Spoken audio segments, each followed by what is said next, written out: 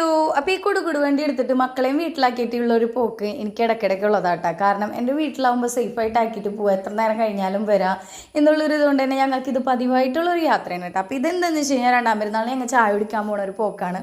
അപ്പോൾ നമ്മൾ പശുമ്പാൽ നാടൻ പാലിൽ കിട്ടുന്ന ചായ കിട്ടാൻ വേണ്ടി ചെളിങ്ങാട് ടെറഫിൻ്റെ അവിടെയാണ് ഞങ്ങൾ ചായ കുടിക്കാൻ ഒരുവിധമൊക്കെ അങ്ങോട്ട് തന്നെയാണ് പോവാറ്.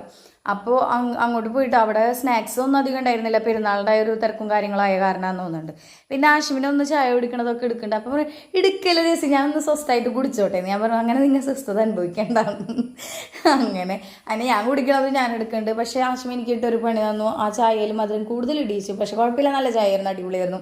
സ്ട്രോങ് ആയാൽ മതി. നമുക്ക് രാവിലെ തന്നെ നല്ലൊരു സ്ട്രോങ് ടീ കുടിച്ച് കഴിഞ്ഞാൽ നല്ലൊരു എനർജിയാണ്. ഞാൻ അങ്ങനെ ചായ കുടിക്കാത്ത ആളായിരുന്നു കേട്ടോ. അതിൻ്റെ കഥ പിന്നെ പറഞ്ഞുതരാം.